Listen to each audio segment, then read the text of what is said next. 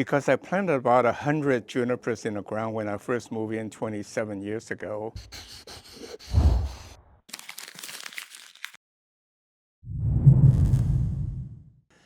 Hi, miltonchang of Bonsaiheirloom. Today I'm going to work on a juniper again. I hope you don't get bored that I'll be doing junipers quite frequently because I planted about 100 junipers in the ground when I first moved in 27 years ago. And then I keep propagating. These are probably maybe 25 years, maybe 15 years. And that's how much they grow. What you can do is that you can buy a tree and you can take a cutting, and they are very easy to root. Juniper any time of the year almost.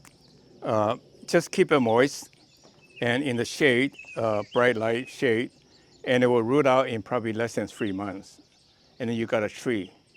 And then in 25 years, you will grow into that. So the process of creating a juniper is really simple. One is to grow a tree or buy a 1 gallon or 5 gallon tree, juniper, and you plant it in the ground until it gets thickened. And then you dig it up and you work on it. And then what you have to do is you have to study the structure of the tree and cut off the redundant branch so when it grows out, the branches will be where you wanted it to be to part of your design. And so that step, a lot of people are accusing me of being too drastic. But my point is that if you're not drastic, how can you create bonsai that are impressive, that are distinctive? And the way then you let it grow, you capitalize on the natural growth of the tree, the form of the tree. You cut it so that's cut and grow. In the case, it's a little bit like additive manufacturing. And then you shape it and you increase ramification by what I call poodling to cut it off to where the imaginary paths will be to let it grow into the path you want it to become. And this way, you're capitalizing on the natural growth characteristic of the tree. And, every tree will be different because every tree grows in a different environment. So for example, this cutting is straight. Don't worry about it. You just plant it any old way. And the tree have a way of finding itself to be curled. That means, like, for example, it would grow up this way, and pretty soon you have a tree that's of a curve, and then it grows this way. So pretty soon you have a very unusual curve depending on the natural inclination of the tree. This branch, for example, would never be used. But look at that, it's already got a natural looking curve. See, look at that, 3-dimensional curve. So if I cut it off here,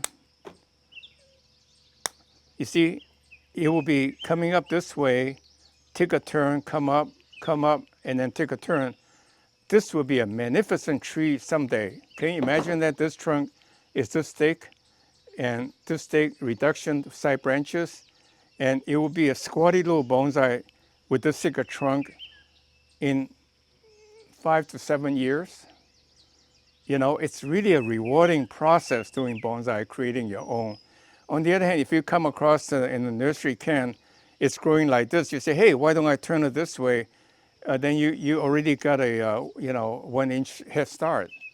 So bonsai is a very creative process, very rewarding to train your creative juices. So let me take it out of the pot. It's because it was just stuck in there, dug this weekend.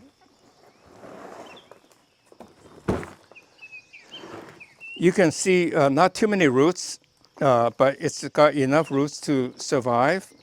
And but once I put in a bonsai regular growing pot, nursery pot, a lot of this will shoot out to have a lot of ramification to put in a bonsai pot. Not too thick, in a sense, not too deep roots. So now I would like to take this tree and study it. So I look at it. This got a very interesting curve going up like this.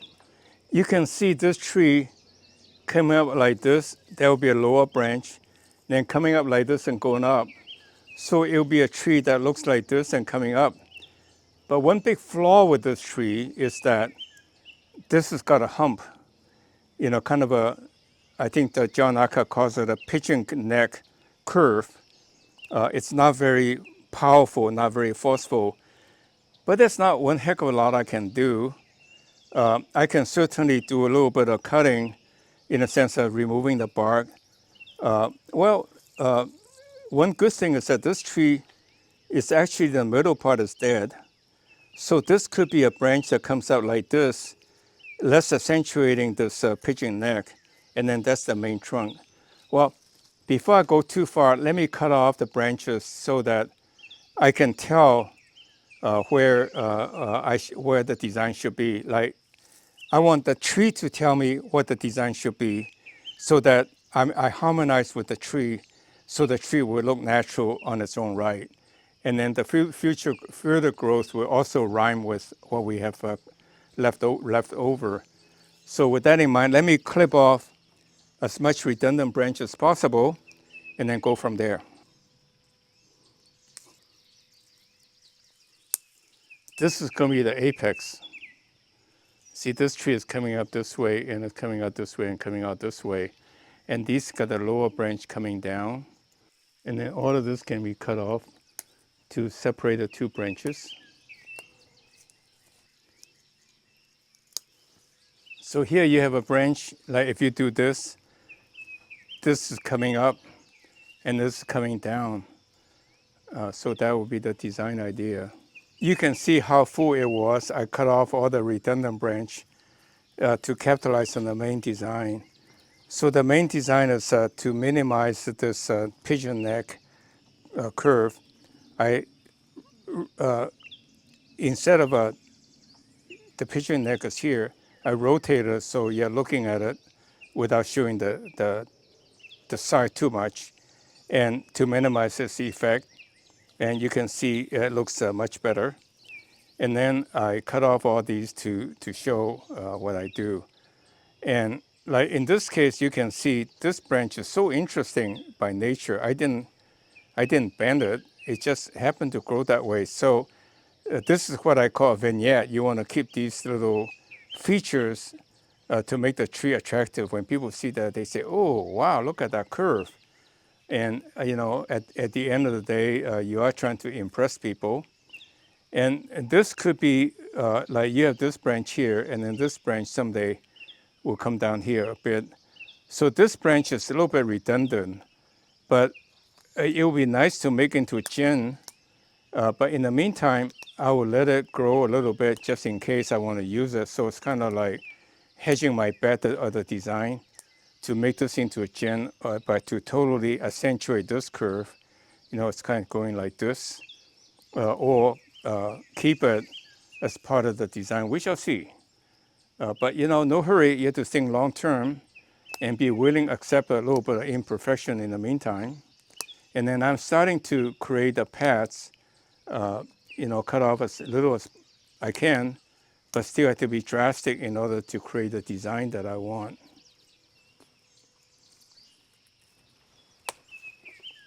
So now you see I cut off so much to open it up that you can begin to see the trunk. Like this one, you want a little bit of growth on this side, but mostly gone the other way. It's quite imperfect, but it will give me time to adjust it, do further pruning the next time around. This is the first cut. And after 3 cuts later, you begin to see it's a pretty nice tree. And like now, what do I do with this one? I kind of want to rind a little bit with that one. So let me do a little bit of that. And I may have to band it over this way with a wire. And now I want to feature this little trunk that's there by nature. And you know, I never wired it. I can bend this over to create that hole, to fill that hole.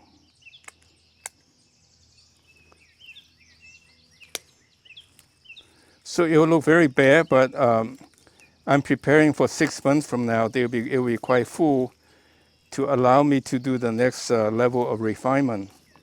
And then so that right now it's a clip part, and the next phase is the grow part, and keep going. Like this branch right now is coming up like this. And if you look at the design, overall design, I don't know what it will ultimately look like, but it sure seems like if I twist it, I break it a little bit so I can hold down by a guide wire. You can see now there's some rhyme or reason where this one's coming this way, this one's coming this way, and then this one's coming this way, seem to make some sense. Not really, but you can rationalize it. And so I will cut these off. So for example, early on when we started off, I say that's an ugly pigeon neck. You look at it from this angle, you see the ugly pigeon neck. But I twisted it and bent it so that the pigeon neck is no longer visible. And now I have these vignettes. This branch, I think I'll make this branch dead. I'll just kill this branch altogether. That will someday will look like this. And then this branch coming back and coming out this way, right? And then you have this branch coming out this way. And then you have this branch coming out this way. You see, these three branches rhymes. And then you have this branch figured out someday to somehow rhyme with this. So this tree is coming up like this and going up. Now I got to work on the back branch. It's going to be quite a nice tree, I must say, especially when this gets thicker. This gets thicker to more balance with this, taper to this, taper to this, each one a minor step decrease in diameter. So that's roughly what the tree will look like. It's got a curve coming up and three interesting vignettes, and then the regular tree. So let me finish the backside. Then we draw this to a conclusion, and I'll put it back in the nursery pot to let it grow for another 6 months before working on it. You will enjoy the progress and learn from it, I hope. Well, there are a number of people who wrote me not very happy with my work, and I accept the criticism in the sense of whatever the elements I can pick out that's positive I can pick out of their criticism. But I must say, take a longer term view and be open-minded that, what you learn from the old masters may not be correct. I learn from the masters the best, and then I try to grow from it. And so that's how we humans make progress, not just by criticism, but making improvements. Okay, I don't mind your criticism, but always add a constructive element to it. And so now this tree is coming out like this. I probably don't, this is probably going too far, so maybe I'll put the tree tilted back up a little bit. But I've got plenty of time to adjust that.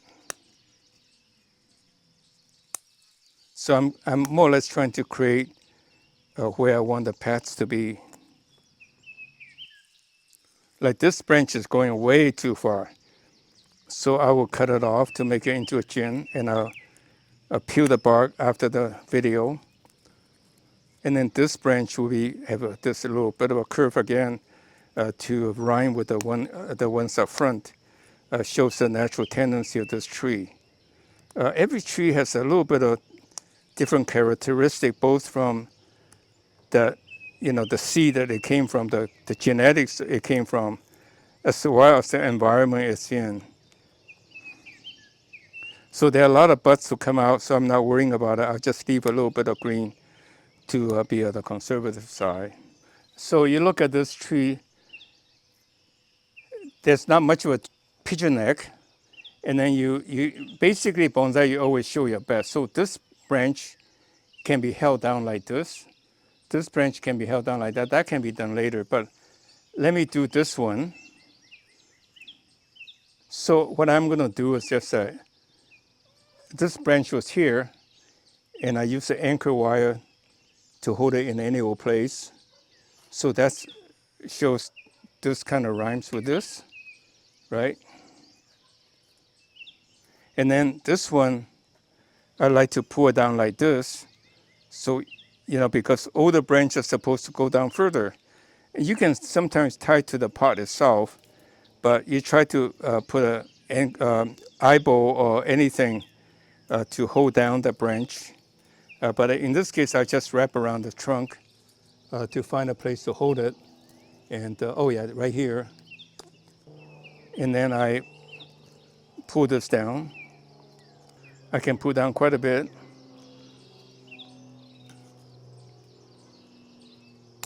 So today, what I've done is I took a juniper that I planted 20 to 25 years ago to hold the soil. And you can see it's, I have no idea what the tree will look like, but I studied the tree, tried to make use of its own design.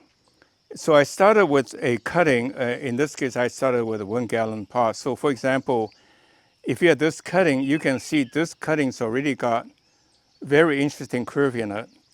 On the other hand, if you take a straight cutting like this, it roots very quickly. I would say in 3 months you get roots, and you're not going to get a straight tree. As it grows, one will kind of take off in its own right, and it will take off its own right. Pretty soon you have a curve that you can use like this. So don't worry about it being straight in the beginning, but just let it go. Let it go. Anything goes, because you want nature to have its say. And then I optimize the design by twisting, turning, orienting, and then clipping away so that the juices will flow into the right branches in the right paths. And in fact, I was going to put this in a growing nursery pot, but I look at this, I say, this pot is a little bit thick relative to the trunk. So if I grow it in here, there's plenty of soil to feed this tree relative to the little roots only it has. And so the tree will grow almost just as fast in a big nursery pot. And you'll enjoy the progress in 6 months. Absolutely. In 2 years, this will become a nice bonsai. It's that quick. So with that in mind, then I thank you very much for watching. Please click like, subscribe to our channel, go to our website to sign up and order for that matter. And I hope to see you next week. Please click like. I need my brownie points. Thank you very much.